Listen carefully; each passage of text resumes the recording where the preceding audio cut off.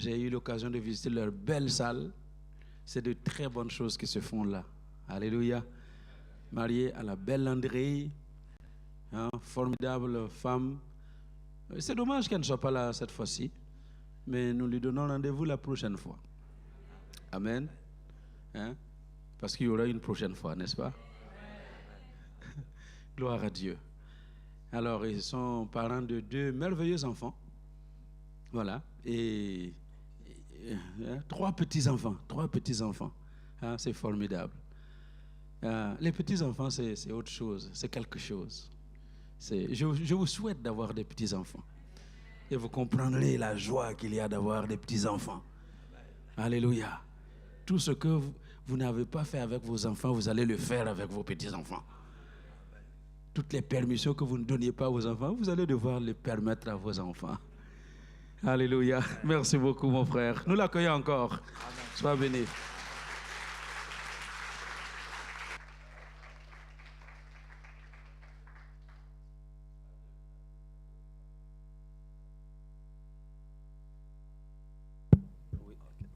Un, deux, voilà. Gloire à Dieu, que Dieu soit béni. Donc, nous bénissons le Seigneur pour cette joie de louer le Seigneur ensemble. Amen. André aurait voulu être là, évidemment, donc beaucoup occupé dans l'église. Elle est active dans toutes sortes d'endroits. Mon épouse de 43 ans, nous avons fêté cette année le 43e anniversaire de mariage. Aujourd'hui, il y a beaucoup de personnes, ça dure 3 mois, 3 ans. Alors, et quand on dit que ça fait 43 ans, ils nous regardent comme si on arrivait du Moyen-Âge. Donc, mais avec le Seigneur, amen, c'est merveilleux. Alléluia. Gloire à Dieu, que Dieu soit béni. Alléluia. Merci Seigneur. Alléluia. Gloire à Dieu. Vous pouvez vous asseoir, frères et sœurs, chers amis. Alléluia. Merci Seigneur. Que Dieu soit béni. Amen. Le privilège, c'est le nôtre, évidemment, donc, de connaître ces choses. Choses merveilleuses, choses glorieuses, choses de Dieu. Amen. Choses qui sont cachées aux yeux de ce monde, mais qui nous ont été révélées par le Saint-Esprit. À Dieu soit toute la gloire. Avant que j'aille plus loin, que je ne l'oublie, j'ai amené avec moi du Canada, donc, différents thèmes donc, des DVD, des CD, des cours bibliques. Donc, cela est à votre disposition sur la table à la sortie. Vous pouvez simplement donc regarder et le Seigneur évidemment saura bénir sa sainte parole. Je sais que certains nous écoutent évidemment sur Internet, sur YouTube. Évidemment donc actuellement nous sommes rendus à 3 millions de téléchargements. Beaucoup de personnes évidemment qui se nourrissent. Pourquoi? Eh bien parce qu'aujourd'hui, spécialement dans le monde francophone, eh bien il y a, je dirais, un petit nombre donc de prédicateurs fidèles au Saint-Évangile qui nous a été légué depuis 2000 ans. Nous ne voulons pas le changer, le modifier, le moderniser, nous voulons le garder et c'est la raison pour laquelle donc nous sommes nous-mêmes étonnés de voir le nombre de personnes au travers de la terre, de l'Afrique, au Canada, à l'Australie, aux États-Unis, donc qui nous écoutent au travers donc de ce média. Nous bénissons le Seigneur, donc pour cela nous voulons utiliser, je pense que c'est l'apôtre Paul vivait aujourd'hui, il se servirait évidemment donc des moyens d'aujourd'hui, de l'avion, amen, des médias, il répandrait la parole de Dieu partout, il a voyagé à son époque au travers des Via Romana, amen, des chemins romains, il voulait même aller jusqu'en Espagne, amen, pour apporter la parole de Dieu. Il est allé en Illyrie, il est allé en Yougoslavie, il est allé en Israël, à Rome, à Athènes. Il voulait répandre partout la parole de Dieu. Et je voudrais évidemment donc quitter cette terre en pouvant dire cette chose-là comme Paul. Amen. Paul est mon grand exemple. Mon grand exemple, c'est Jésus. Mais Paul, comme humain, amen, comme prédicateur, c'est lui qui est mon mentor. Et je voudrais évidemment quitter la terre comme lui l'a fait en disant, j'ai combattu le bon combat, j'ai achevé la course et j'ai gardé la foi. Amen, amen. Et ça devrait être le but de chacun d'entre nous. Que Dieu soit béni. N'oubliez pas que nous sommes des étrangers, des voyageurs sur la terre. Amen, ce n'est pas notre chez nous. Nous ne voulons pas nous enraciner. Amen, nos racines sont nous à l'envers. Amen, amen, nos racines sont là-haut. Amen, gloire au Seigneur. Que Dieu soit glorifié et que Dieu soit béni. On a donc eu d'excellentes réunions. Jusqu'à présent, je bénis le Seigneur pour l'invitation de votre pasteur que nous avons connu donc au Canada lorsqu'il y était. Et je bénis le Seigneur évidemment pour ces hommes qui au travers des siècles restent fidèles à la sainte parole de Dieu et qui combattent pour la saine doctrine. Ça serait terrible de pouvoir quitter la terre, de dire je viens de reconnaître que j'ai combattu le mauvais combat. Vous voyez, Paul disait j'ai combattu le bon combat. Amen. Ne combattez pas, je dirais, il y a des moulins à vent. Ne combattez pas des faux combats, des fausses choses. Voyez, il faut combattre pour la vérité. Il faut s'enraciner dans le véritable combat. J'ai achevé la course. Amen. C'est bien de commencer, mais il faut finir cette course-là. Voyez, que de personnes, voyez, évidemment, donc, commencent la course chrétienne et ne l'achèvent pas. Et lorsque l'apôtre Paul lui-même parle de cet exemple du stade, il dit dans le stade, tous courent, mais un seul remporte le prix. Maintenant, nous, chrétiens, courons de manière à remporter le prix. Alléluia. Je voudrais arriver dans le ciel, alléluia, là-haut dans le ciel, en ayant remporté le prix, alléluia, en cassant, je dirais, le fil de la ligne d'arrivée et d'être accueilli juste là par les bras de Jésus-Christ. Alléluia. Merci, c'est notre désir, évidemment, donc, à chacun d'entre nous. Ce matin, nous allons ouvrir le Saint-Livre. Ce livre est merveilleux. Ce livre, je le médite depuis 50 ans. Le Seigneur est venu me tirer de la marine, il est venu me chercher, il m'a sauvé, et comme il a changé l'eau en vin, il a changé un marin en prédicateur. Ça veut dire que tout est possible. Tout est possible avec Dieu. Alléluia.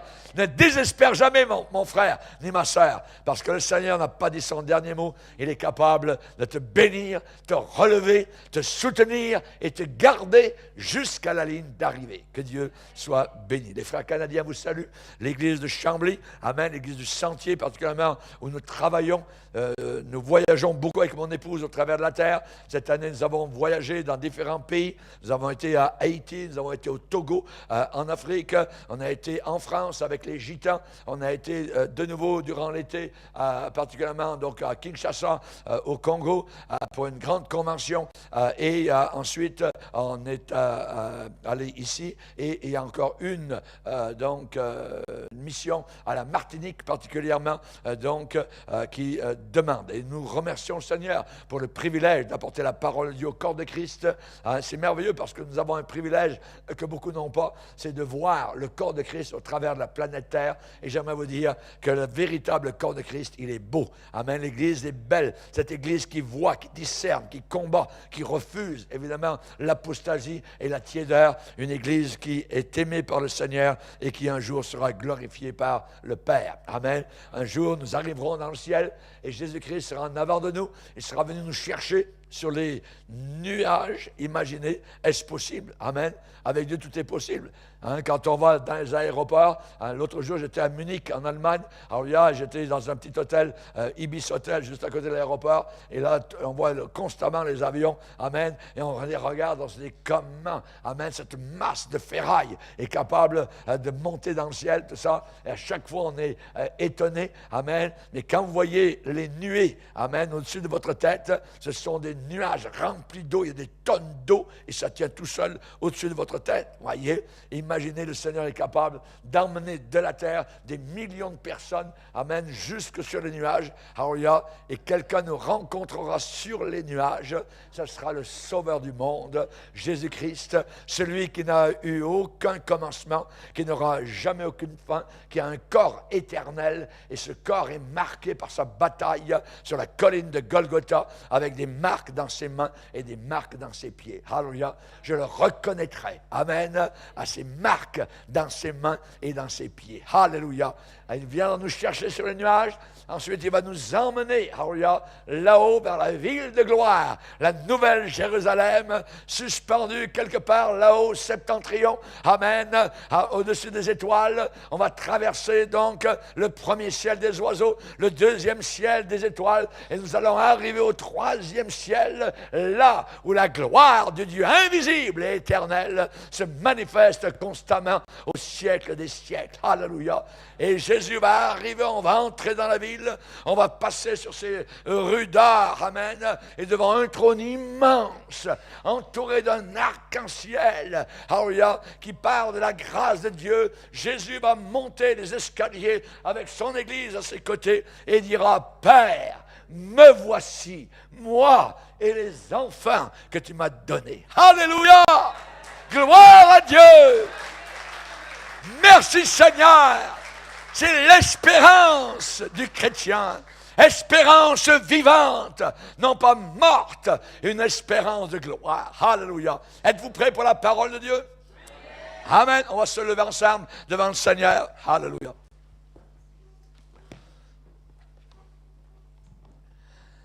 Nous allons lire un passage dans les Saintes Écritures, dans Matthieu chapitre 3. Évangile de Matthieu chapitre 3. Nous allons lire à partir du verset 7. Matthieu chapitre 3, verset 7. On parle ici de Jean-Baptiste. Mais voyant venir à son baptême beaucoup de pharisiens, de sadducéens, il leur dit, race de vipères, qui vous a appris à fuir la colère à venir? Produisez donc du fruit digne de la repentance. Et ne prétendez pas dire en vous-même, nous avons Abraham pour père. Car je vous déclare que de ces pierres-ci, Dieu peut susciter des enfants à Abraham. Déjà, la cognée est mise à la racine des arbres. Tout arbre, donc, qui ne produit pas de bons fruits, sera coupé et jeté au feu. Moi, je vous baptise d'eau pour vous amener à la repentance. Mais celui qui vient après moi est plus puissant que moi, et je ne suis pas digne de porter ses souliers. Lui, il vous baptisera du Saint-Esprit et de feu. Il a son vent à la main, il nettoiera son aire et il amassera son blé dans le grenier. Mais il brûlera la paille dans un feu qui ne s'éteint pas. Amen. Amen. Seigneur, nous sommes devant toi. Nous te bénissons, El Shaddai, Dieu trinitaire et glorieux. Nous te bénissons, toi le Dieu invisible, que nul œil n'a vu ni ne peut voir d'ici bas de la terre. Nous te glorifions et nous te parlons parce que nous croyons en toi. Et nous te demandons spécialement d'apporter ta bénédiction à cette parole de gloire. Cette parole, Seigneur, qui change les cœurs, qui change les vies, qui guérit les cœurs, qui transforme les idées. Nous renversons en ton nom les imaginations humaines pour amener les pensées captives à l'obéissance de Jésus-Christ. Nous te demandons, Seigneur, ce matin, que le Saint-Esprit anime cette parole, qu'elle soit mouvance, qu'elle soit vie, qu'elle soit guérison, qu'elle soit transformation, qu'elle soit feu dans chacun de nos cœurs, au nom puissant de Jésus-Christ, notre seul et unique Sauveur sur le globe terrestre. Amen. Et tout le peuple dit Amen. Amen. Amen. Vous pouvez vous asseoir, frères et sœurs. Jean-Baptiste, au Jourdain, la puissance de Dieu si active dans sa vie qu'il était capable de vider Jérusalem, la capitale, et les gens venaient, faisaient des kilomètres pour descendre jusqu'au Jourdain pour écouter ce prédicateur. Il disait, produisez donc du fruit digne de la repentance. La repentance est l'élément déclencheur qui nous amène à la vie de Jésus. Quelqu'un qui se joint à l'Église, qui vient simplement parce qu'il a des amis, il a des bons chants, tout ça, on discute, on peut manger ensemble. Ça ne veut pas dire que cette personne va au même endroit que la personne à côté qui est sauvée, qui s'est repentie. Il faut absolument se repentir de nos péchés. J'ai péché. Tu as péché, nous avons péché, tous ont péché. Qu'est-ce qui a permis au fils prodigue de quitter la porcherie, la saleté des porcs? Ça a été de rentrer en lui-même et de retourner vers son père et la maison de son père et de dire « j'ai péché ». J'ai péché. Ces deux mots vous feront passer des ténèbres à son admirable lumière. Si vous ne l'avez jamais dit, disez-le. Dites cela. Quand vous allez parler à Dieu, la prochaine fois, dites-lui, « Père, j'ai péché. » Simplement, j'ai péché. Ce matin, quand j'ai parlé à Dieu, j'ai trouvé une des premières choses que je cherche quand j'arrive dans un pays, c'est où est-ce que je peux aller prier. Un petit sentier quelque part, dans un bois, tout ça, là où je suis reçu. Et ce matin, j'ai découvert un merveilleux. C'était une joie de marcher au milieu du brouillard, tout ça, matinal, et de louer, de bénir ce Seigneur. Et quand je viens vers lui, je viens toujours comme un pécheur, sauvé par sa grâce. Un pécheur pardonné. Certains pasteurs enseignent que vous êtes des dieux, des petits dieux. Ne croyez jamais cela, vous le savez. Vous n'êtes pas un petit Dieu. Un Dieu, ça ne dort pas. Un Dieu, ça fait tout. Un Dieu, c'est puissant. Un Dieu, ça ne va pas à l'épicerie pour acheter. Voyez, non.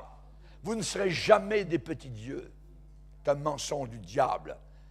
Vous êtes des pécheurs. Ou bien qui allaient en enfer, ou bien des pécheurs sauvés par la grâce de Dieu. L'un ou l'autre. Il n'y a que deux chemins. Il n'y a pas de purgatoire, ça n'existe pas, c'est un mensonge de l'Église romaine.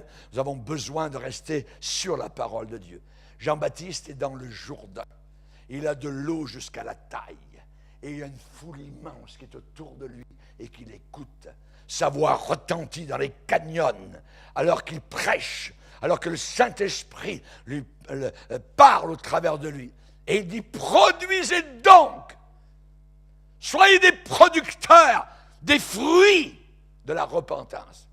Si vous êtes repentis, produisez donc, ça se voit que vous êtes vraiment repentis. Pourquoi?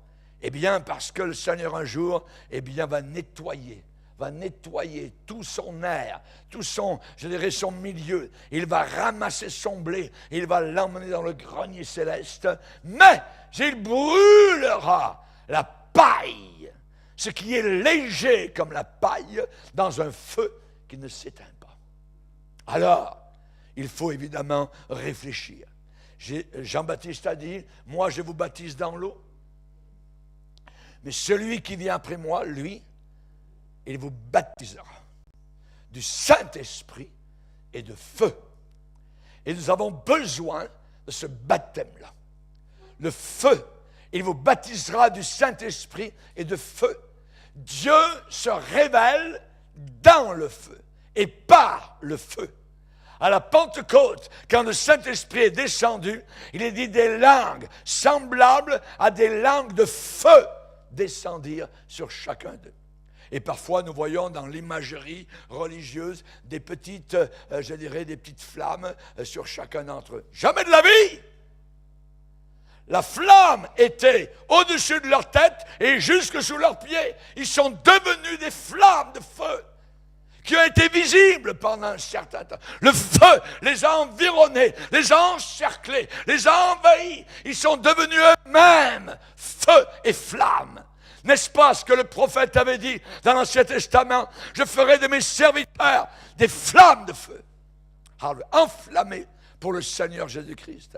Rappelez-vous dans le buisson ardent, un homme qui est un échec, un homme qui était dû pour avoir des honneurs, être dans le gouvernement de l'Égypte. Mais voilà que la police le recherche maintenant et il fuit. Et pendant 40 ans, il va devenir un petit fermier. Cet homme qui a été élevé avec, des sandales, marchant sur des palais de marbre. Maintenant, il est là, dans un désert. Il est là avec des brebis, avec des bœufs, avec des vaches. Et là, cet homme pense qu'il va mourir. Il a maintenant 80 ans. Plus rien ne va arriver. Et soudain, un jour, alors qu'il est en train de faire paître son troupeau, il regarde un buisson. Et ce buisson brûle. Ça pouvait arriver qu'un buisson brûle et ensuite s'éteint. Mais il regarde, et il regarde, et il regarde, et le buisson continue à brûler. Alors il s'avance. Il veut regarder. Quelque chose vraiment qu'il n'a pas vu souvent. Il n'a jamais vu une chose semblable. Il s'avance. Et soudain, du milieu du buisson, Moïse, Moïse! Oui, une voix lui parle et lui dit ce qu'il va faire. Dieu lui a parlé du milieu du feu. Le feu était présent. Dieu se manifeste au milieu du feu. Alléluia. Et cet homme qui a 80 ans va retourner en Égypte, va abandonner évidemment ses brebis et ses bœufs, et il va devenir le libérateur. Moïse, libérateur. Pendant 40 ans, il a pensé qu'il était quelqu'un. Pendant 40 ans, il a appris qu'il n'était rien. Et pendant 40 ans qui vont suivre, jusqu'à l'âge de 120 ans, il va apprendre que Dieu se sert d'un zéro. Alléluia. Dieu veut t'utiliser. Dieu veut se servir de toi. Dieu n'a pas dit son dernier mot. Il a sa main sur toi. Sa flamme, maintenant, doit être en toi et elle doit brûler constamment. Dieu se révèle par le feu, dans le buisson ardent. Lorsque Ézéchiel, lisez le premier chapitre d'Ézéchiel, Dieu se révèle à Ézéchiel. Il voit des feux, il voit de la flamme, il voit des roues, il voit des yeux. Hein? C'est inexplicable ce qu'il est en train de voir. Vous relirez Ézéchiel, le premier chapitre. Si vous arrivez à le comprendre, téléphonez-moi au Canada. Hein? Il ne pouvait pas décrire ce qu'il voyait. La puissance de Dieu est inimaginable. Lorsque Daniel a vu Dieu, il l'a décrit. Et il dit, ce Dieu, il dit, l'ancien des jours, son vêtement était blanc comme la neige. Les cheveux de sa tête étaient comme la laine pure. Son trône était c'est comme des flammes de feu. Les roues du trône étaient comme un feu brûlant et ardent. Et un fleuve de feu coulait de devant le trône et sortait du trône. Imaginez, 1000 milliers le servaient et 10 000 millions se tenaient en sa présence. On n'a même pas 10 000 millions sur la planète Terre. Il y a plus de monde de l'autre côté qu'ici. Notre Dieu est puissant. Il y a des gens qui disent, oh, quand je vais mourir, je m'arrangerai avec Dieu, on va parler ensemble. Non, non, non. Hey, vous êtes zéro, plus rien.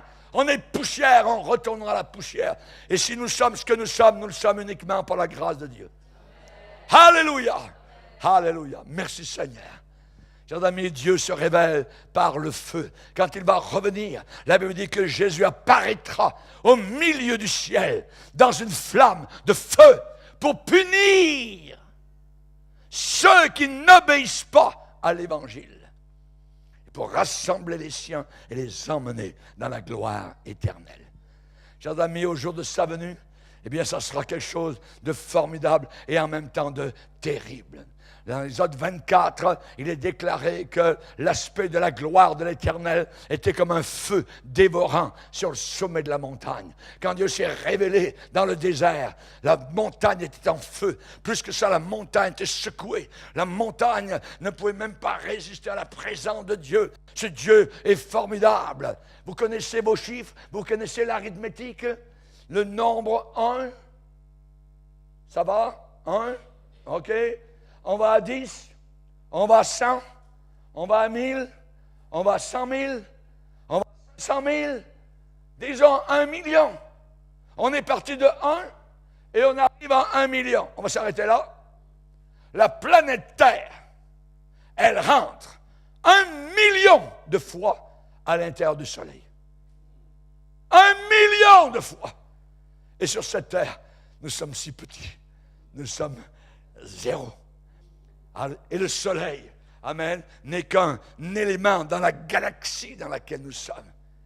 Et il y a des millions de galaxies que Dieu a créées.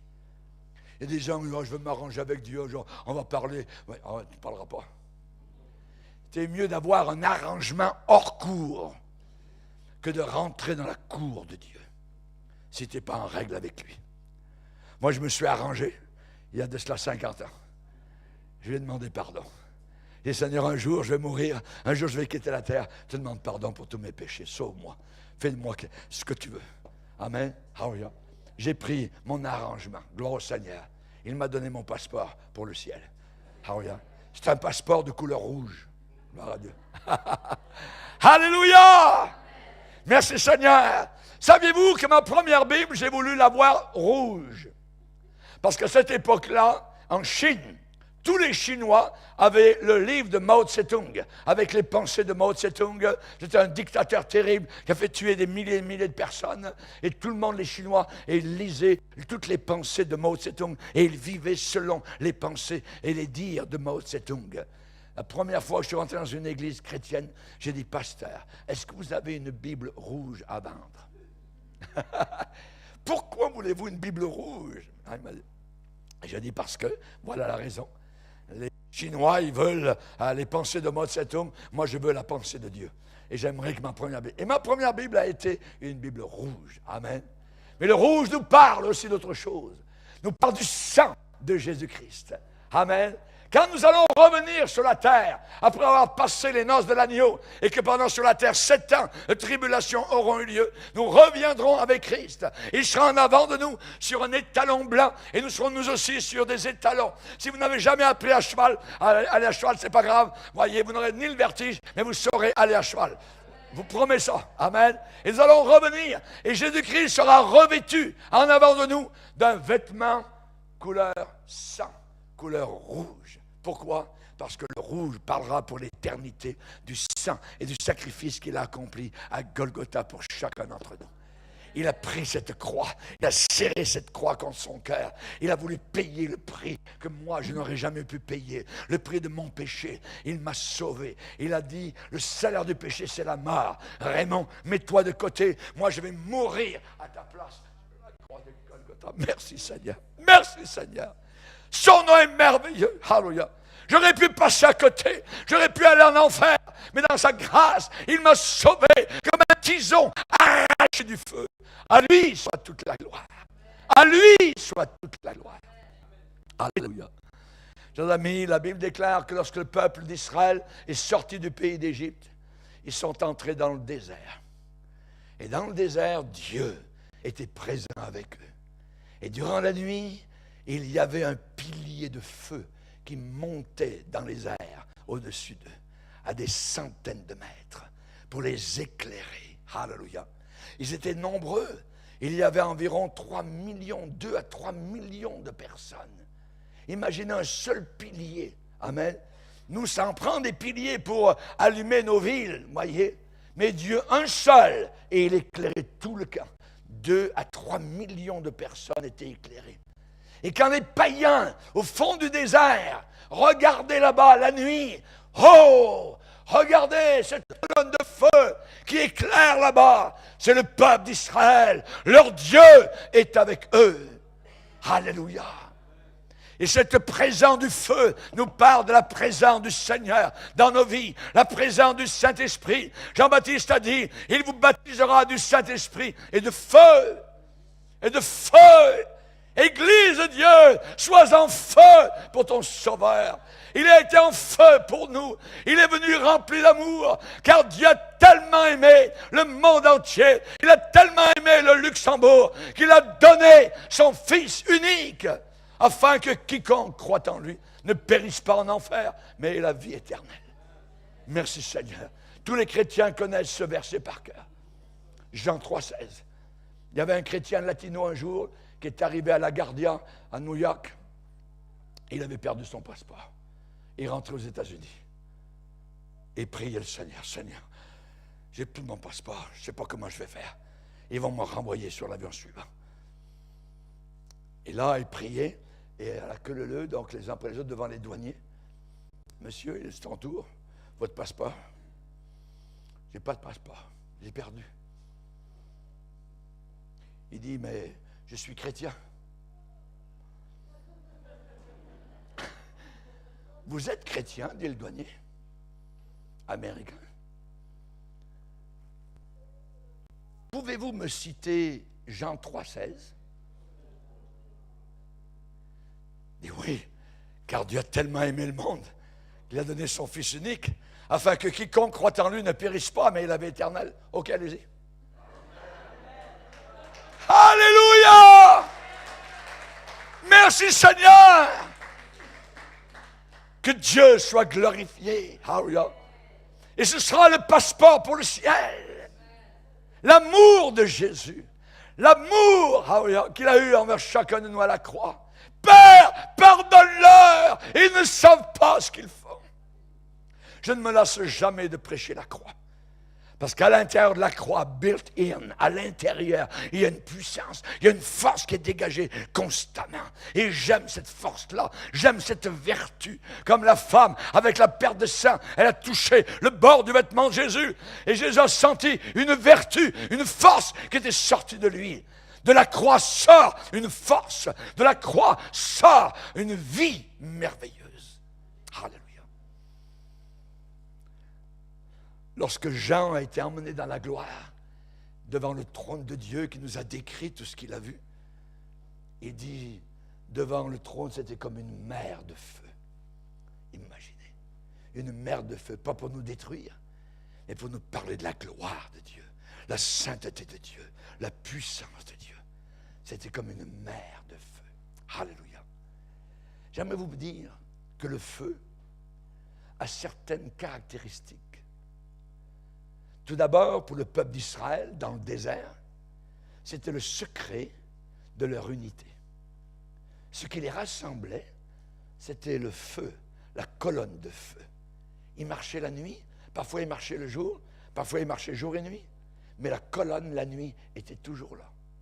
Et le jour, c'était un nuage énorme de gloire. La gloire Shekinah de Dieu dans un nuage se manifestait au-dessus du camp. Et quand le nuage avançait, ça voulait dire, plie bagage, il faut aller. Quand la colonne bougeait, ça veut dire, plie bagage, il faut aller plus loin. C'était le secret de leur unité, le feu. Si le peuple devait voyager au travers du désert comme un seul groupe, il fallait qu'il soit rassemblé dans un seul centre. Un standard devait être élevé pour les attirer à ce centre-là. Ça les rendait un, en se rassemblant autour de la colonne de feu. Ils étaient aussi en même temps plus proches les uns des autres. Amen. Alléluia. La croix, c'est le standard de la chrétienté. N'oubliez jamais la croix. Oh, calvaire, si je t'oubliais, que mon bras devienne sec comme un bâton. Ne jamais oublier la croix, le sacrifice, le sang, les crachats, les clous qui ont pénétré les chairs de Christ, mon sauveur, le sang qui a giclé, la couronne de déshonneur, la nudité totale sur la croix, la honte. Mais c'était pour moi. Il payait. C'est moi qui aurais dû être là. Et il a dit, je vais prendre ta place. On appelle ça un remplaçant. On appelle ça un substitut. Merci Jésus. Merci Seigneur. Alléluia. En Corée du Nord, pays communiste, des gens voulaient s'échapper. Et ils ont prévu de s'échapper par la mer, dans une barque, la nuit, où il n'y aurait pas de pleine lune. Parce que tout le bord de la mer, il y a des gardes avec des mitrailleuses pour tous ceux qui s'échappent de la Corée du Nord. Et quelque temps plus tard, une des personnes s'est retrouvée arrivant sur un gros bateau de passagers à Hawaï. Et cette dame arrive, les gens s'en vont, donc des gens qui attendent d'autres. Et il y a un pasteur missionnaire qui est là et qui voit une petite dame qui descend et personne ne l'attend. Et cette dame est en train de pleurer toutes les larmes de son corps. Madame, elle est inconsolable. Est-ce que je peux vous aider? Et cette dame a raconté son histoire aux missionnaires. Nous sommes partis de la Corée du Nord. Nous étions plusieurs, environ une dizaine. Et nous sommes allés au large. Une nuit noire. Et nous faisions attention parce que pas faire aucun bruit à cause des gardes qui étaient tout le long de la côte. On avait un rendez-vous avec un autre bateau un peu plus loin qui devait nous emmener sur une île et ensuite prendre le gros bateau pour nous emmener à Hawaï. Pendant qu'on était en train de s'éloigner de la côte, je portais mon bébé. Et mon bébé s'est mis à pleurer. Et j'ai essayé de le faire taire. Et il ne voulait pas pleurer. Il ne voulait pas s'arrêter. Il continuait à pleurer. Je lui ai donné le sein. Rien n'y a fait. Alors, ceux qui étaient autour, fais taire ton bébé, fais taire, on va mourir. Ils vont tirer sur nous, ils vont nous entendre. J'ai essayé pendant plusieurs minutes d'arrêter mon bébé de pleurer. Parce que la vie des autres était en danger de mort. Et j'ai fait, monsieur le missionnaire, quelque chose de terrible. J'ai pris mon bébé, je l'ai élevé au-dessus de la barque, au-dessus de l'eau, et je l'ai laissé tomber. Et j'entends encore le gloup de mon bébé qui s'est noyé. Pour sauver les autres qui étaient dans la barque. On a été sauvés. Je suis aujourd'hui à Hawaï, mais mon bébé est mort pour que les autres vivent. Christ, le Père, l'a pris et l'a jeté dans les eaux noires du péché, de la mort, de la saleté. Et avant que le gloup de mort ne soit prononcé, Jésus a dit, Père, pardonne-leur. Et ainsi, un jour, nous allons arriver dans notre Hawaï. Nous allons arriver dans notre paradis. Parce que l'enfant de Dieu, le Fils de Dieu, a bien voulu mourir à notre place. Le secret de l'unité des chrétiens, ce n'est pas un bâtiment, ce n'est pas l'argent, ce n'est pas la communion fraternelle, même si tout cela peut être bon, mais c'est la croix. C'est la croix qui nous unit. C'est la croix qui nous solide. C'est la croix qui nous tient tous ensemble. Enlevez la croix et nous ne sommes qu'un club social. C'est la croix, l'œuvre qui prospérera. Merci Seigneur. Vous qui autrefois n'étiez pas un peuple, mais qui maintenant êtes le peuple de Dieu. Vous qui autrefois n'aviez pas obtenu miséricorde et qui maintenant avez obtenu miséricorde. Afin que vous annonciez les gloires, l'amour, la grâce, le pardon, la gratuité d'un salut si glorieux. Comment allons-nous échapper si nous négligeons un si grand salut? Personne ne peut aller au ciel s'il néglige, s'il met de côté un si grand salut. So great, si grand la croix. C'est immense. Ça englobe toute la planète Terre, depuis Adam jusqu'au dernier qui vivra. La croix. Quand Jésus est élevé, à ce moment-là, nous sommes attirés vers lui. Attirés vers lui. Et amenés plus proches les uns des autres. Plus proches les uns des autres. Plus nous approchons de la croix, plus nous sommes proches les uns des autres. Et nous pouvons dire qu'il est bon et doux pour des frères et des sœurs de demeurer ensemble. Parce que c'est là que la bénédiction descend. C'est là que le pardon s'opère. C'est là que les malades sont guéris. C'est là que mon passé est oublié. C'est là que maintenant mon futur est glorieux. C'est là maintenant que j'ai une espérance qui bat dans mon cœur. Alléluia. Alléluia. Merci Seigneur. Merci Seigneur. Alléluia. Ensuite, le feu, non seulement un secret d'unité, mais le feu dirige. Le feu guide. Alléluia. Israël avait été délivré de l'Égypte.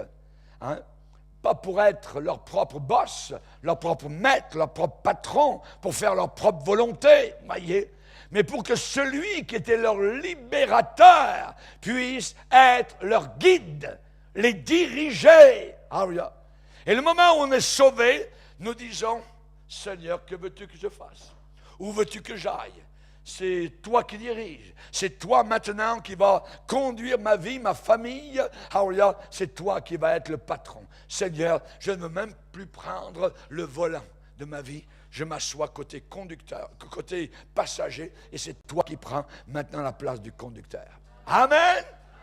Alléluia. Gloire au Seigneur. La Bible dit, il campait sur ordre de l'Éternel et il partait sur ordre de l'Éternel. Dieu n'a pas donné à Moïse une carte du désert avec un GPS. Tiens, Moïse, tu ne le perdras jamais, vous voyez? Non, pas du tout. Ça ne marche pas comme ça avec le Seigneur. Nous devons marcher dans la lumière. Jésus dit, je suis la lumière du monde. Celui qui me suit ne marchera pas dans les ténèbres, mais il aura la lumière de la vie. Alléluia. Tous ceux qui sont conduits par le Saint-Esprit sont fils de Dieu. Amen. Les fils de Dieu sont conduits par le Saint-Esprit. Les filles de Dieu sont conduites par l'Esprit du Seigneur.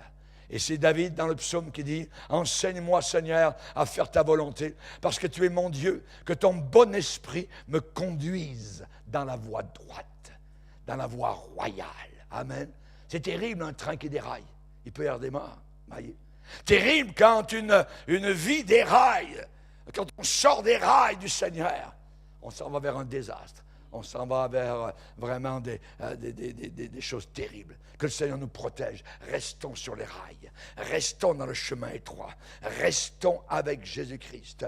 Rappelez-vous les disciples d'Emmaüs, qui ont, après que Jésus soit apparu et ensuite disparu, sont parlés entre eux, et il dit, pendant que Jésus nous parlait en chemin, comment tu te sentais, toi, dans ton cœur?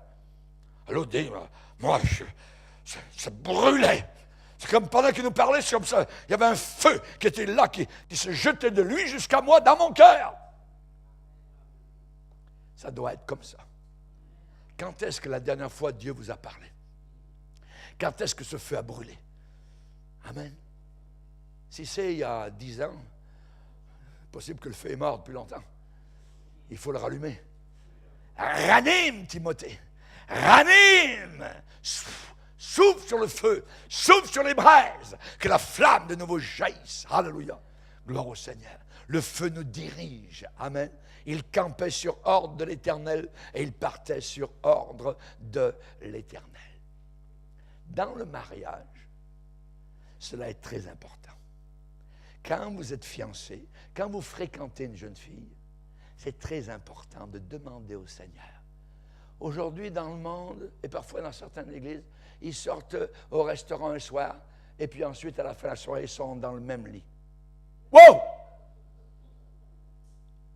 Pensez que c'est ça, la direction de Dieu? Ça, c'est la direction du diable. La direction de Dieu, chers amis, on doit la demander. Parfois, il faut attendre. Parfois, il faut prier.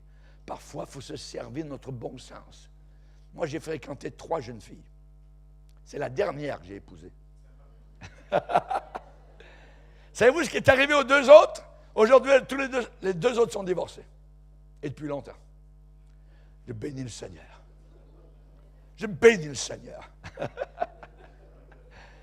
Merci de m'avoir gardé. Merci de m'avoir protégé. Quand je fréquentais, je disais, Seigneur, s'il te plaît, j'ai besoin de ta direction. Je veux que tu me diriges. Je craignais Dieu, j'étais jeune pasteur. Je ne suis pas allé voir un psychologue, un conseiller. Qu'est-ce que tu en penses? Est-ce que nos caractères vont ensemble? Est-ce que vous voyez? Aujourd'hui, vous allez sur Internet, vous avez les photos de la petite brune, la petite blonde, et puis vos caractères vont ensemble. Jamais de la vie! Chers amis, aujourd'hui, ils divorcent pourquoi? Incompatibilité. Je peux vous dire que c'est quelque chose entre moi et mon épouse, de façon normale, c'est l'incompatibilité. Et nous sommes mariés depuis 43 ans. Parce qu'elle est totalement contraire de moi. Elle a un caractère totalement différent de moi. Je ne suis pas elle, elle n'est pas moi. Un jour, vous la verrez, vous direz, voyons donc, comment ça peut se faire? La direction de Dieu. Je ne serais pas là aujourd'hui au Luxembourg en train de vous prêcher si Dieu n'avait pas mis à mes côtés une femme solide, une femme de foi, une femme remplie du Saint-Esprit. Alléluia. Comme dans le ministère, on en a besoin. Comme on en a besoin.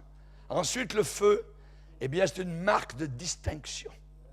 Marque de distinction. Un pilier de feu. Il n'y avait aucun peuple qui était comme eux. Il y avait juste eux. Ils marchaient dans le désert, ils se levaient, ils allaient ici et là. Il y avait toujours le pilier, la nuit qui éclairait. Amen. Avec force et puissance. Dieu est capable, il a des milliers de watts, amen, qu'il est capable de mettre en place. Lorsque l'apôtre Paul a vu la lumière de Jésus, pof, est devenu aveugle. Il y a des gens qui pensent qu'ils pourront venir devant Dieu avec le corps qu'ils ont. Jamais de la vie. Vous allez exploser. Vous ne pourrez jamais arriver devant Dieu avec le corps que vous avez. C'est la raison pour laquelle on va mourir et Dieu va nous donner un autre corps. Résurrection. Un corps de résurrection. Ça sera le prochain sujet de ma conférence au Canada. Vous la verrez sur YouTube bientôt. Le nouveau corps avec lequel nous vivrons pour l'éternité. Alléluia! Merci Seigneur. Merci Seigneur. Ce pilier de feu était une marque de distinction. Ne vous conformez pas au siècle présent. Soyez des non-conformistes. Soyez à part. Soyez différents.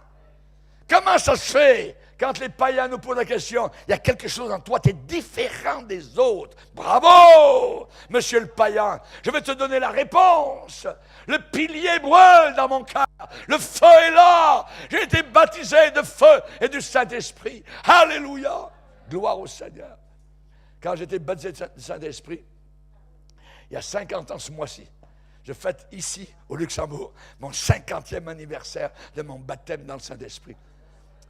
Quand j'étais baptisé de Saint-Esprit, à la sortie, le pasteur dit, « Oh, Raymond, tu as été vraiment touché par le Seigneur. » Ah, je dis, « Oui, c'est formidable. Je viens d'être baptisé dans le Saint-Esprit. » Et dans l'église, il y avait un frère, j'ai beaucoup travaillé avec les Noirs, et j'ai été baptisé le 25 décembre 1968, là aussi, avec des Noirs. J'étais le seul blanc, donc, et je bénis le Seigneur. Et comme j'étais Alléluia! Aujourd'hui, je ne vois même plus les couleurs, vous voyez. C'est mes frères et mes sœurs. Et ce qui s'est passé, c'est qu'il y avait Loulou, donc, il avait une moto, et moi j'étais intendant de bord, et je dis, Loulou, on retourne à bord. Si tu veux venir manger, je t'invite, c'est moi qui m'occupe du bateau, donc la nourriture, aucun problème. Viens-t'en. Et là, j'étais derrière la moto avec Loulou, et on est arrivé donc sur le bateau, et là on était remplis du Saint-Esprit, et les gars me posaient des questions. Qu'est-ce qui se passe? Vous avez été où ce matin? Je dis, mais moi, je suis allé à l'église, et Loulou, c'est un de mes frères chrétiens, amen, qui vient à la même église que moi, tout ça. Ah oui, c'est quoi? Ce qui s'est passé à la Pentecôte, on vient de le recevoir, on peut parler en langue, on a glorifié le Seigneur, tout ça. Mais j'étais étonné, c'est quoi tout ça? Après, j'ai dit à Loulou, on monte dans mon bureau, donc sur le pont supérieur. J'avais mon bureau qui était là pour la comptabilité donc, du bateau, et ainsi de suite. Et là, je ferme la porte. Je lui dis, Loulou, c'est trop merveilleux. On va se mettre à genoux, là, et on va louer le Seigneur en langue. Et on se met à louer le Seigneur. On loue en langue, tout ça. Et pas 5 minutes arrivent. Hey, hey, hey!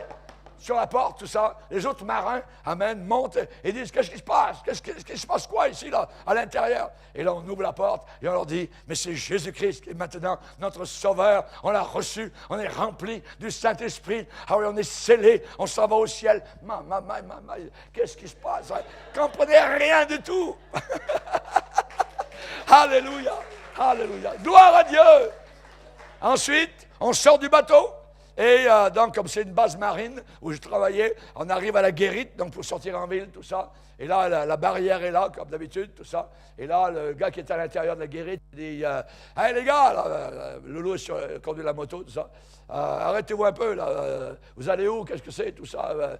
Genre, on a entendu que là-bas, on a un téléphone du bateau, tout ça, qu'il se passe des choses.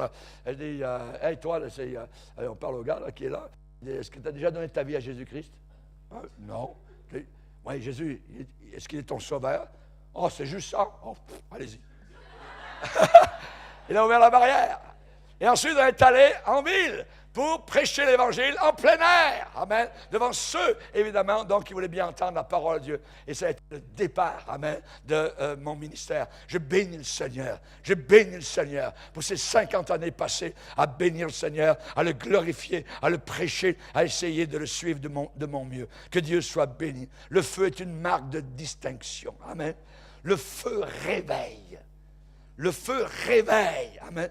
Il y a eu un incendie à Londres en 1666. Toute la ville de Londres, qui était bâtie avec des maisons en bois, ont été brûlées, rasées, maillées. Et quelque temps après, la terre s'est comme réveillée et des fleurs ont poussé directement donc, sur l'endroit où il y avait eu l'incendie. Et vous connaissez, vous, les Africains, particulièrement la culture sur brûlis.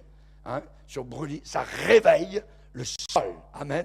Évidemment, qu'est-ce qu'on dit généralement? Faute de bois, le feu s'éteint. Amen. Nous, il faut réveiller un sol qui dort. Il faut réveiller la conscience des hommes. Amen. Le Seigneur a dit, hey, Ézéchiel, je vais allumer en toi un feu dévorant. Je vais allumer en toi un feu dévorant. C'est peut-être la parole dont tu avais besoin aujourd'hui. Je vais allumer en toi un feu dévorant. Le feu de Dieu est un feu qui est inextinguible. On ne peut pas l'éteindre, à moins que nous le désirions et que nous le voulions. Je ne veux jamais que ce feu s'éteigne. Amen. La Bible dit, c'est l'heure de vous réveiller. C'est l'heure de vous réveiller, parce que nous sommes bien plus proches maintenant du retour de Jésus que lorsque nous avons cru. Amen. C'est l'heure de se réveiller. Amen. Qu'est-ce qu'on fait quand il y a un réveil le matin? Toc, snooze. Vous voyez? Dans 5 minutes.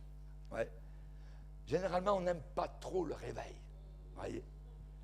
Et si le Seigneur disait, je veux que tu sois une sonnerie. Je veux que tu sois un réveil.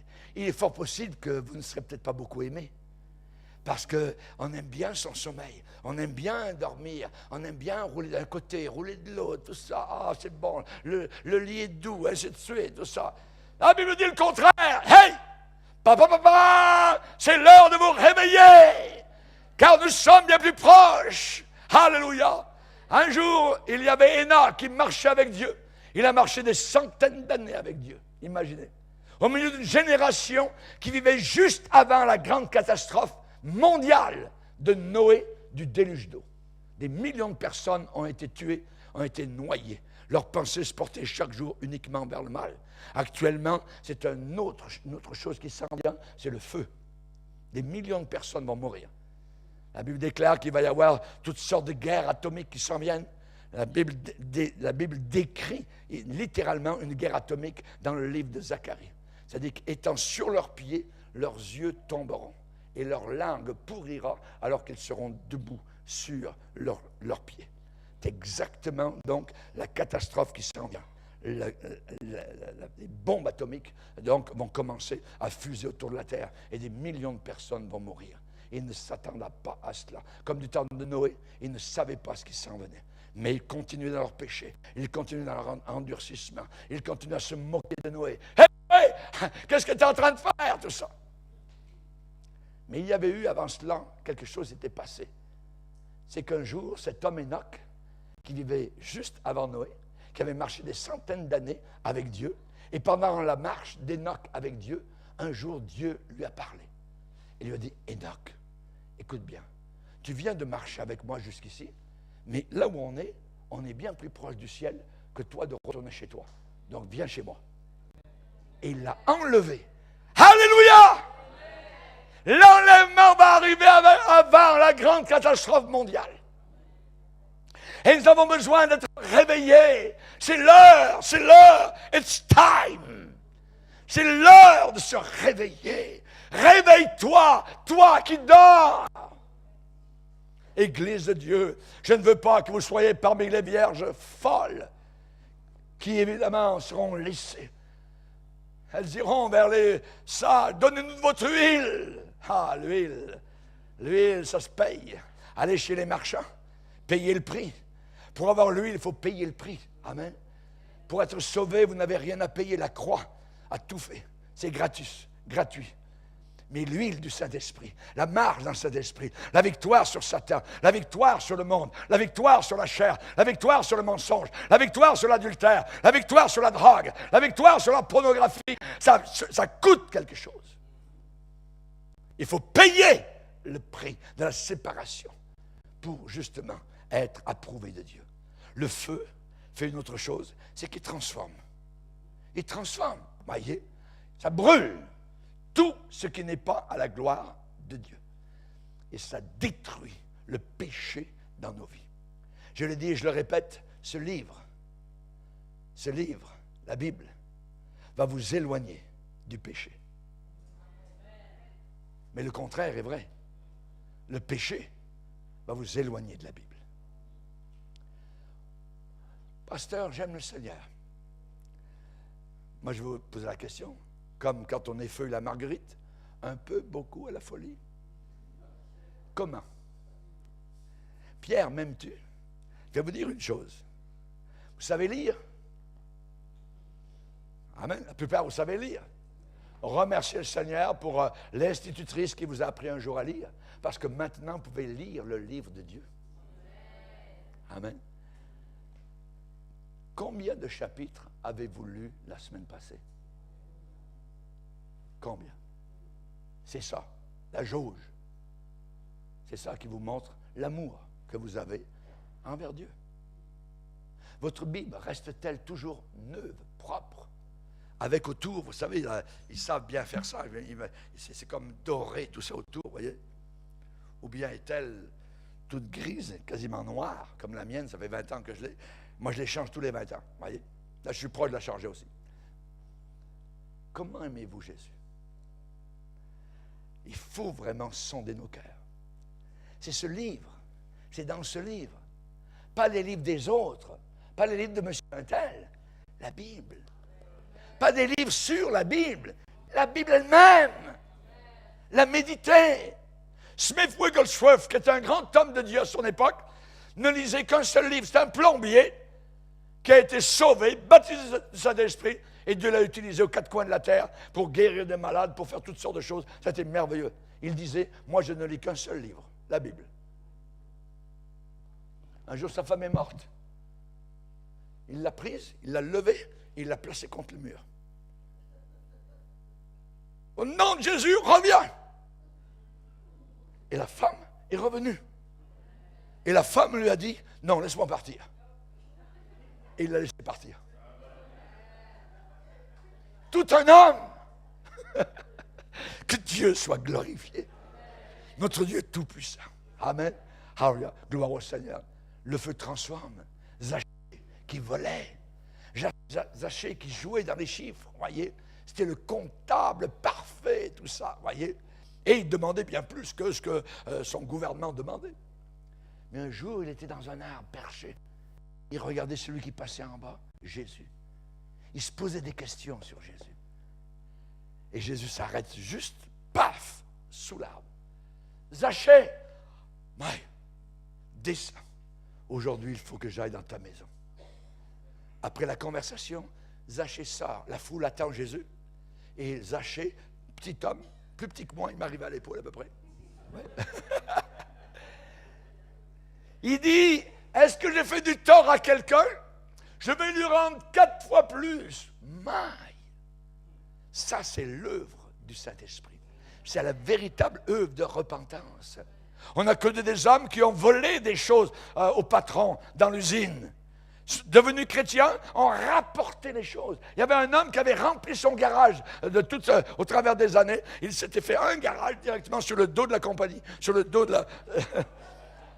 Il ne savait pas quoi faire quand il en a parlé au pasteur. Il dit, prie vraiment là-dessus parce que ça va faire de la prison, je ne sais pas exactement. Et il dit, il faut que j'aille voir le patron. Ouais.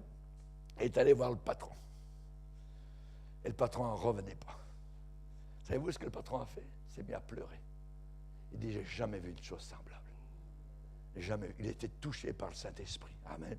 Alors, le patron n'a pas véritablement donné son cœur au Seigneur, mais le témoignage est là. Il n'avait jamais vu un homme ramener. Son camion était rempli de stock, rempli. Et il a tout ramené à l'usine. Alléluia. Gloire au Seigneur. Est-ce qu'il y a des choses que nous devons ramener? Est-ce qu'il y a des choses qui sont là dans l'air, tout ça, mais on n'est pas en paix avec ça? Ramène. La paix sera là. La paix dans ton cœur. Amen. Le feu transforme. La femme au puits qui était allée d'un lit à un autre. Elle rencontre un jeune homme cette journée-là au bord du puits. Et ce jeune homme lui dit, « Ah, si tu connaissais le don de Dieu. » Tu ne connais pas le don de Dieu. Tu ne connais pas le cadeau de Dieu. Tu as eu différents hommes dans ta vie. Et l'homme avec lequel tu vis n'est pas ton mari. Tu es prophète. Vous savez, la conversation, ça a commencé par un juif. Les Juifs n'ont pas de conversation avec les Samaritains. Ensuite, tu es un prophète. Et ça a terminé, cette femme est allée vers le village en disant, « Et j'ai trouvé le sauveur du monde. » Le sauveur du monde. Quelle foi! La transformation, c'est le feu qui a transformé cette femme. L'apôtre Pierre à la Pentecôte et l'apôtre Pierre devant la jeune fille. Quel changement! Moïse devant Pharaon. « Let my people go! » Que mon peuple sorte. Est-ce que c'est le même Moïse qui je dirais, avec les petits troupeaux, tout ça, il se rappelle qu'il a tordu le cou à un Égyptien, il l'a caché dans le sable, il est un criminel recherché par la police égyptienne, mais ça fait longtemps maintenant, 40 ans. Et soudain, cet homme, donc, entend Dieu lui parler, le feu vient. Et c'est ce même homme qui va se trouver devant Pharaon avec autorité. Laisse sortir mon peuple. C'est lui qui va donner les ordres. C'est lui qui va conduire. C'est lui qui va pousser Pharaon au fond de son trône avec un bébé mort entre les mains parce qu'il ne voulait pas laisser aller. Pharaon représente Satan qui ne veut pas laisser aller à la liberté ceux qui sont liés sous l'esclavage du péché. Le feu enflamme. Un petit feu embrase une grande forêt. Nous sommes ici un petit feu, mais il y a une grande forêt autour de nous. Grande. Et un petit feu peut enflammer une grande forêt. Ça enflamme. Amen. Ton Dieu ordonne que tu sois puissant. Chaque page de cette Bible ne me donne jamais raison pour être faible. Elle me donne toujours raison pour être fort, pour être puissant, pour être rempli du Saint-Esprit. Et en terminant, je vais vous dire une chose, le feu chauffe. Ce n'est pas froid. Ce qui est de Satan est froid. Si vous avez un jour une visite de Satan, c'est glacial. Si vous avez une visite de Dieu, c'est réchauffant, c'est reposant, c'est merveilleux, c'est miséricordieux, c'est glorieux, c'est compatissant. Il pardonne, il libère. Les disciples d'Emmaüs, leur cœur brûlait. Jean-Baptiste était la lampe qui brûle et qui luit, qui éclaire. Il réchauffait. Il était rempli du Saint-Esprit dès le sein de sa mère. Amen. Et Jésus a promis la puissance du Saint-Esprit. Il a dit, vous recevrez. Ça veut dire, vous ne l'avez pas, mais vous l'aurez. Vous allez recevoir. Amen. Ça va venir en vous. Hallelujah. Vous recevrez quoi? De la puissance. On a besoin de la puissance. On ne l'a pas en nous. Aujourd'hui, dans le monde séculier, on vous dit, c'est en toi. La force est en toi. Non, elle n'est pas en moi. Elle est à l'extérieur de moi, mais elle va venir en moi par le Saint-Esprit. Vous recevrez de la puissance. Amen. Le jour de la Pentecôte, il est venu du ciel. L'origine, le ciel. pas d'en bas, il est venu d'en haut, il est venu du ciel, un feu qui est descendu, le Saint-Esprit. Et le but de la Pentecôte, vous serez mes témoins. Pourquoi nous sommes baptisés de Saint-Esprit? Pour témoigner, pour fonder des églises, pour sauver d'autres personnes, pour les arracher du feu. Nous avons trouvé un restaurant où on mange gratuitement et nous avons des mendiants squelettiques autour de nous et on va vers eux et on leur dit, venez, venez, vous allez manger gratuitement. J'ai été nourri, j'ai trouvé un restaurant merveilleux, mon âme est rassasiée, car l'homme ne vivra pas uniquement de pain naturel, mais de toute parole qui sort de la bouche de Dieu. Amen, alléluia. Le signe initial, on voit que quelqu'un a la flamme dans son cœur, dans sa vie, c'est le baptême dans son esprit, c'est le parler en d'autres langues. La personne parle dans des langues qu'il n'a jamais apprises. Toute votre vie, vous avez entendu parler quelqu'un, vous avez vous-même parlé, vous avez compris ce que vous disiez, mais quand vous êtes baptisé de Saint-Esprit, vous parlez, oui, mais vous ne vous comprenez plus. C'est le Saint-Esprit qui dit des paroles merveilleuses, glorieuses, qui sortent de votre cœur. C'est un miracle. Un miracle est inexplicable. Aujourd'hui, les chrétiens veulent expliquer les miracles. Non, on ne pourrait jamais expliquer. J'ai vu des chrétiens venir en avant. En avant, c'était tous des gens qui étaient à genoux pour chercher le baptême de Saint-Esprit. Il y en a un, au bout d'un moment, il lève la tête. C'est en France, les Français sont des cartésiens, il faut tout expliquer. Il lève la tête et dit, mais comment ça peut se faire, pasteur? Je dis, c'est un miracle. Je ne cherche pas à savoir comment ça va se faire.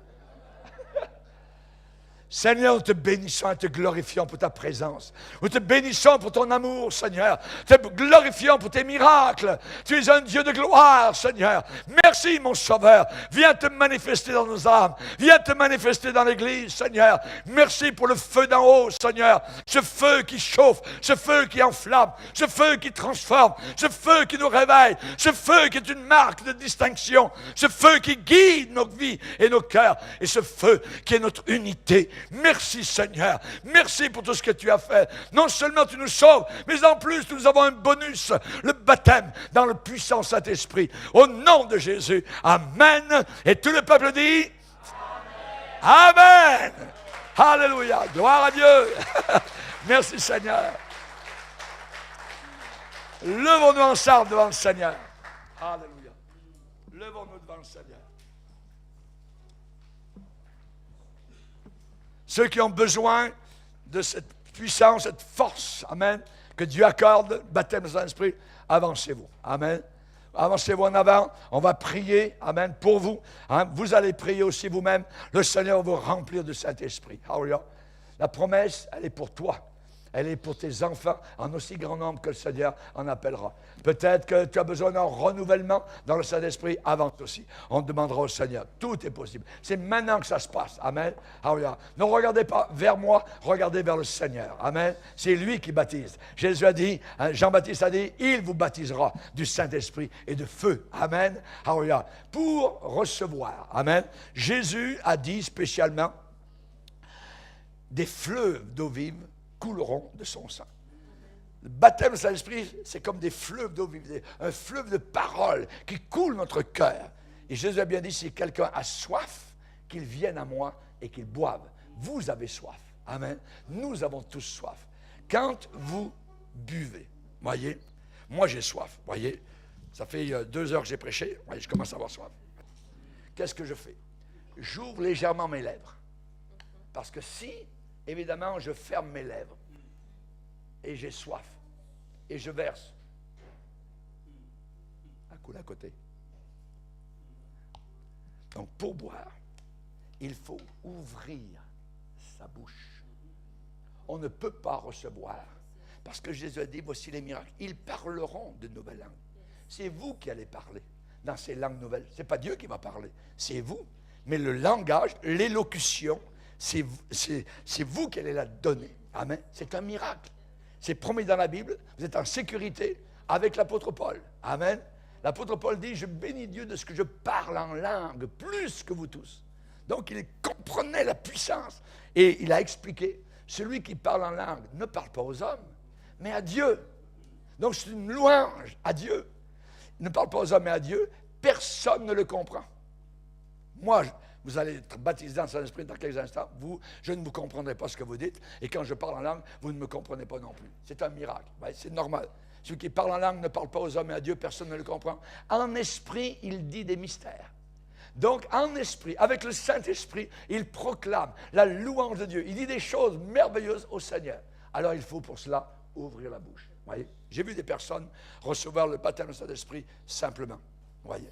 Et souvent, j'explique, c'est comme dans une piscine, vous allez au bout comment on appelle ça, le plongeoir. Voyez? Il y a des gens, ils s'avancent. Ah, Seigneur, oui, je voudrais le baptême du Saint-Esprit. Je m'avance sur le plongeoir. Voyez?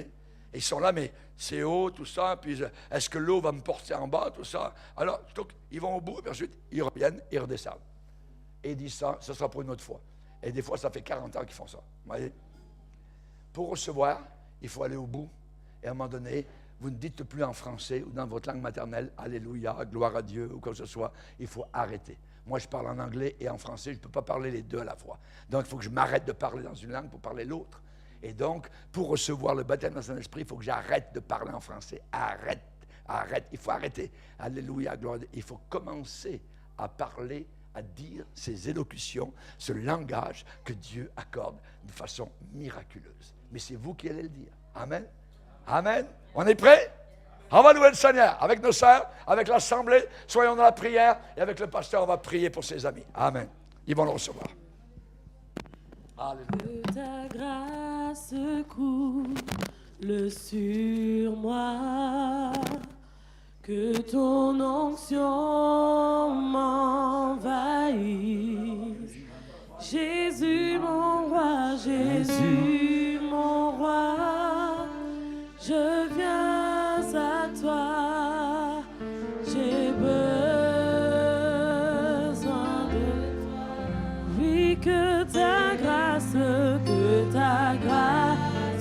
coule sur moi, que ton onction m'envahisse. Jésus mon roi, Jésus mon roi, je viens à toi, j'ai besoin de toi.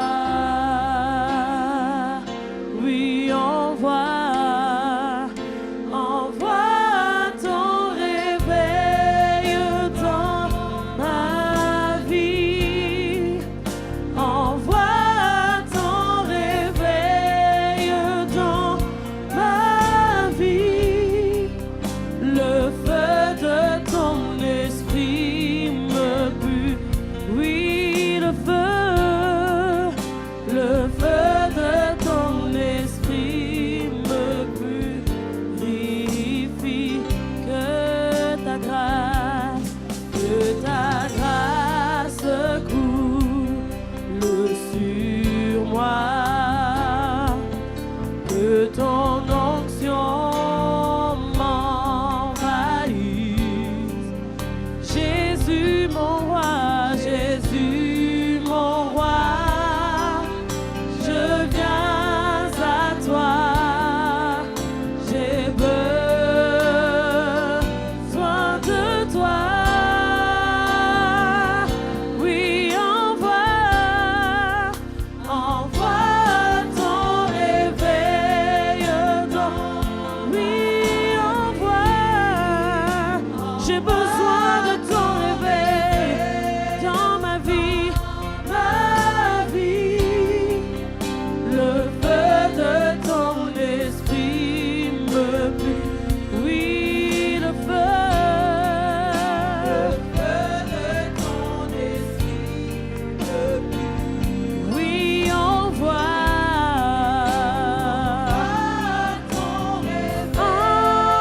ton réveil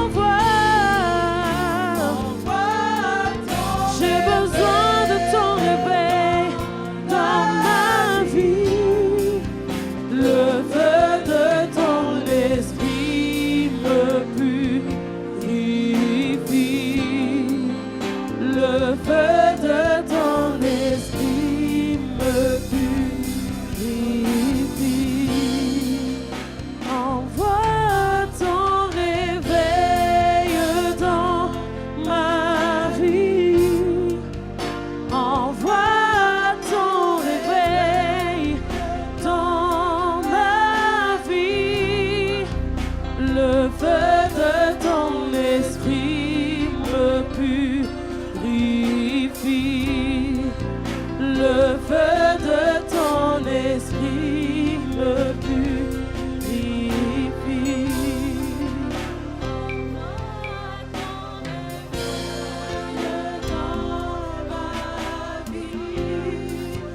Envoie ton réveil dans ma vie. Le feu de ton esprit me purifie. Le feu de ton esprit me purifie. Alléluia. Envoie ton réveil. Alléluia. Envoie ton réveil, Seigneur.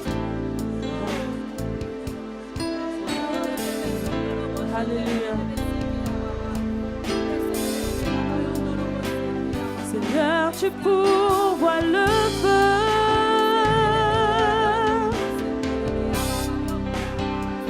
Me voici en sacrifice.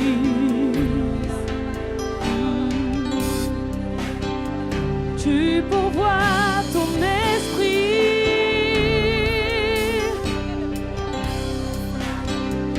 Me voici en sacrifice.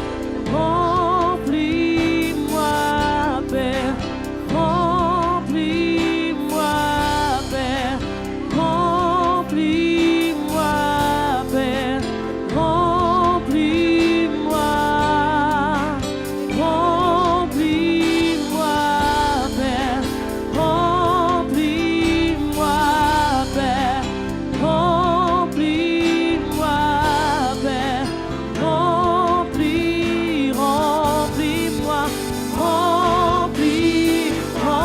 Remplis-moi, Père. Remplis-moi, Père. Remplis-moi, Seigneur. Remplis-moi. Oh, remplis-moi, Seigneur. Remplis-moi, Seigneur. Remplis-moi, Seigneur. Oh, remplis-moi. Remplis-moi, Seigneur. Remplis-moi, Père. Remplis-moi, Père. Remplis-moi. Remplis-moi. Je veux plus de toi, jusqu'à ce que je déborde, jusqu'à ce que je déborde. Remplis-moi. Je veux plus de toi, jusqu'à ce que je déborde, jusqu'à ce que je déborde. Oh, remplis-moi. Remplis-moi. Je veux plus de toi, jusqu'à ce que je déborde, jusqu'à ce que je déborde. Remplis-moi. Je veux plus de toi, plus de toi, plus de toi. Déborde, jusqu'à ce que je déborde. Remplis-moi. Remplis-moi. Je veux plus de toi. Déborde, jusqu'à ce que je déborde. Remplis-moi. Remplis-moi. Je veux plus de toi, jusqu'à ce que je déborde, jusqu'à ce que je déborde.